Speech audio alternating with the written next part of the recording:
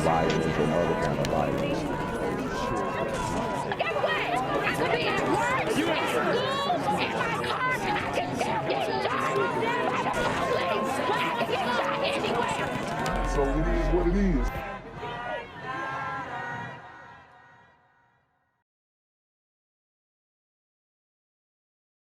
What's good, YouTube? It's the Black Gen Z Mindset. Make sure you go ahead and like, comment, share, and subscribe. And let's get into the video. So the first story, guys, I want to do is this guy's mom actually turned him in. And this guy ended up doing a murder in Chicago. And his mom turned him in, you know, as she should. You know, we need, I always say, yo, it's the black women who are protecting these thugs and allowing them to stay on the streets when they know who did it. Some of these women are, you know, their girlfriends, sisters, mothers. They need to tell. Okay. So teen's mother helped identify him as a shooter in gang-related slaying in Austin, prosecutors say. A teenager's mother helped identify him as a shooter in a fatal gang-related attack last month in Austin, Cook County prosecutors said Sunday. Joshua Scarver, 18 of Austin, was charged with first-degree murder in the September 16th slaying of 20-year-old Charles Starks. And the thing is about Chicago is that these prosecutors don't really prosecute a lot of these crimes. So this guy might get out of jail and come back for his mama's head. He might get out on bond, or he might get like a ankle monitor and come and finish his mom's off. That's how gutta a lot of these Chicago shooters are.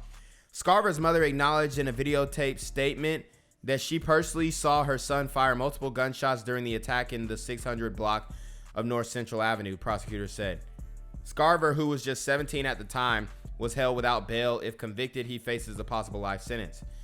The shooting followed several hostile incidents between rival gang fractions, including an incident a week earlier during which Scarver forcibly stole money and cannabis from Starks and an individual who witnessed the fatal shooting, prosecutors said. Friends of Starks later retaliated and fought with Scarver, prosecutors said. The conflict came to a head about 6:45 p.m. September 16 when Starks and the witness were bike riding through an alley in the 600 block of North Central Avenue and ran into Scarver, prosecutors said. Scarver then punched Starks, walked to an SUV, and started firing off a handgun. Starks was struck 3 times as he and another individual attempted to ride off, prosecutors said. The other apparent target ultimately fled to a youth center, called 911, and gave police the location of the attack. So we got a lot of young street dudes who are out here telling, basically. Starks was found unresponsive in the alley and later pronounced dead at a hospital, prosecutors said. 25 shell casings were found strewn throughout the alley. A witness reported hearing as many as 10 gunshots from inside his home, prosecutors said. When the witness stepped outside, he heard roughly 10 more shots and saw a black male holding a handgun and entering the passenger side of an SUV on a nearby parking slab that took off. Investigators learned an SUV that parks in the spot belongs to Scarver's mother, prosecutors said. While she's not the registered owner, prosecutors noted police have stopped her in the vehicle. After conducting surveillance on the SUV, police took Scarver and his mother into custody on Friday, prosecutors said. Investigators then determined the mother was a witness in the case, not a possible offender. In a videotape interview, she told investigators she saw her son emerge from the SUV with a handgun during the fight with Starks, prosecutors said. She then saw her son shoot repeatedly at Starks before returning to the SUV, where she said he started shooting again. For his part, Scarver gave several different accounts before admitting he was present in the alley and shot at the victim. So these dudes beefing over a sack of weed that this dude stole from them. Prosecutors noted Carver hadn't previously been arrested as an adult, though he had a juvenile background. And you see these juveniles, they get thrown back on the street. That includes an aggravated robbery arrest in 2017 that resulted in a sentence of 2 years probation.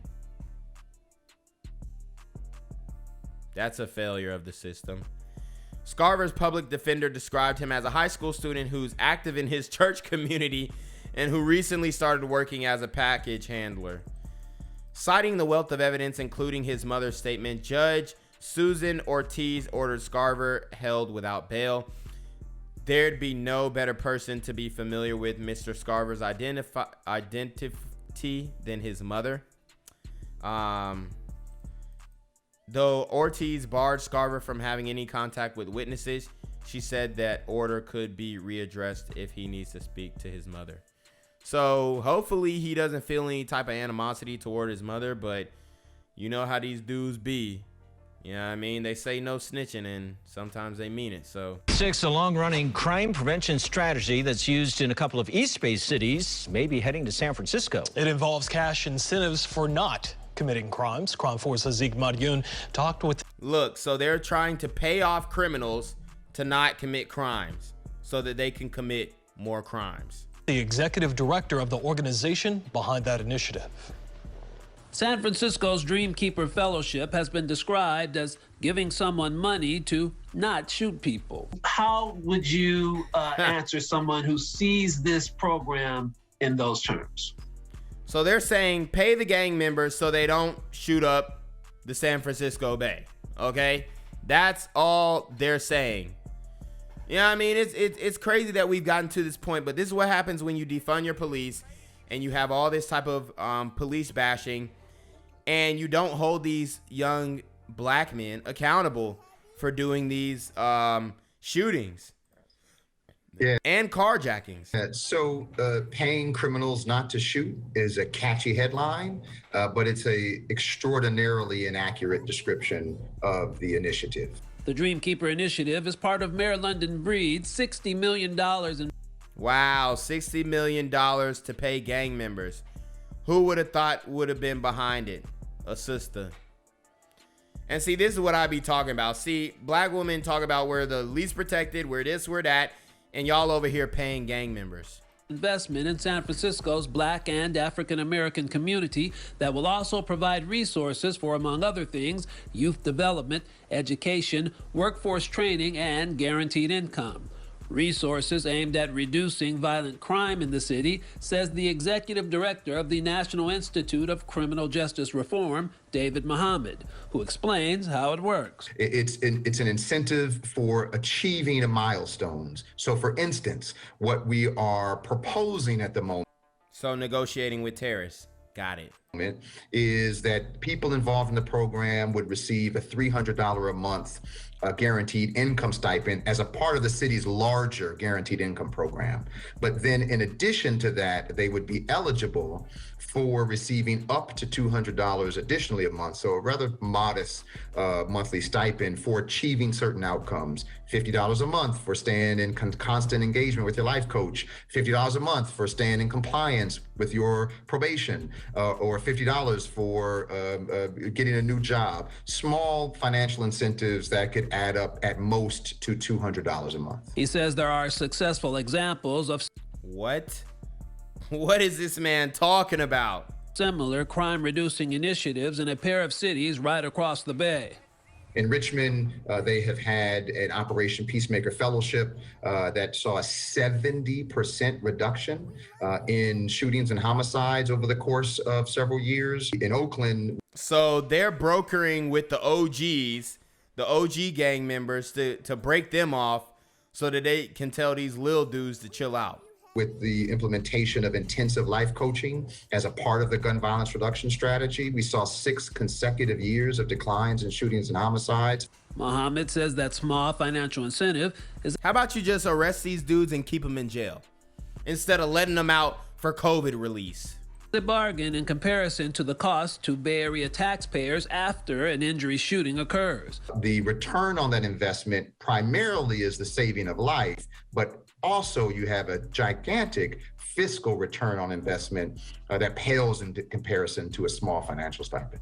Hazik Madyoun, Cron 4 News. So this is the sister who is proposing this. I want to see what the comments are talking to say. I see the Atlanta boys moved out west. Nothing but salt and pepper in here and sickness in here. People would rather do this than get a job. No respect for how hard other people work. Damn, it's that bad that they gotta put signs up. They typed to, so they were prepared. They gonna say COVID in this car. That is sad AF. I mean, this is junkies. A lot of black men on the street doing this. Do we even have 100K to give? Like if I should quit making... Oh. Baby, nobody should have to place signs in the window. This is what y'all voted for, though, black woman. This is what y'all voted for. This is what sisters voted for, but then they online complaining about it. This is what y'all wanted. It is really embarrassing for our city. It is frustrating, and it gives people the impression that it's not safe to come here. It isn't. Guys, if you're in the San Francisco Bay Area, I already told you, we've done stories on this. It isn't safe to come here. Now, we have been implementing a lot of great policies, including our tourism deployment plan, which since July, when we announced it and implemented, we've seen a 37% reduction in auto break-ins. If they just would increase the police presence by 50%, there would be no auto break-ins. It is really embarrassing for our city. It is frustrating, and it gives people the impression that it's not safe to come here. Now, we have been implementing a lot of great policies, including our tourism deployment plan, which since July, when we announced it and implemented, we've seen a 37% reduction in auto break-ins. It is. So this is what's happening out there in San Francisco. They just busting the glass. They don't care. They got signs in their cars. It's different out here. So I wanted to show this story because there was a Brian Laundrie lookalike who got stopped in the woods on the Appalachian Trail. He was hiking and he resembles Brian Laundrie, and the FBI pulled up on him. And people will say, oh, you know, black people are the only ones who get profiled. No. When they're looking for somebody, white people get profiled too. The problem is they're always looking for us because somebody's always doing something. So what happens is a lot of these random dudes make it worse for everybody else, okay? They make it worse for everybody else and bring pressure down on everybody else who's just trying to do the right thing. So I definitely wanted to show you guys this guy. Yeah, I mean, because, hold on, let's see what that last passage said. They said the doppelganger told the New York State that one of the agents inspected the side of his head and said the lookalike had a notch in the upper part of my inner ear just like his. Wow. Beckwith was quickly cleared because he didn't have the fugitive's telltale tattoos, and he produced an ID that ruled him out as a wanted man. See, and the thing is, if black folks got stopped like this, they'll be, bro, why you want to see my ID? Bro, I ain't do nothing. Da, da, da. Like, bro, at the end of the day, you just comply, the quicker you can go, honestly. The FBI, as you're aware, the FBI and the Northport Police Department and our state and local law enforcement partners have been searching the area of the Carlton Reserve for Brian Laundrie, a person of interest in the murder of Gabby Petito. Earlier today, investigators found what appears to be human remains, along with personal items, such as a backpack and notebook belonging to Brian Laundrie. So they found him. They found him. After all that searching, they found him. Looks like they found his body, his remains. So, interesting. These items were found in an area that up until recently have been underwater. Our evidence response team is on scene using all available forensic resources to process the area. It's likely the team will be on scene for several days. I know you have a lot of questions, but we don't have all the answers yet. We are working diligently to get those answers for you. We are grateful for the dedication and professionalism of the Northport Police Department, along with our partners from the state and local agencies. Complex investigations such as this cannot be accomplished by one agency alone, but there are just too many agencies to name them all here today. Portions of the Myakkahatchee Creek Environment Park and Carlton Reserve will remain closed to the public until further notice. This is an active and ongoing investigation, so we ask the public to maintain distance from any law enforcement personnel, equipment, vehicles, and other related activity for the safety of the public and to protect the integrity of our work. We have no additional comment related to today's activities. Our FBI Denver office is the lead investigative agency, and all future inquiries should be directed to them. We appreciate the tremendous support from the public and continue to ask for your assistance in bringing this investigation to close. Gang violence and other kind of violence. Get away! I could be at work, at school, in my car, I can still get shot by the police. I can get shot anywhere. So it is what it is.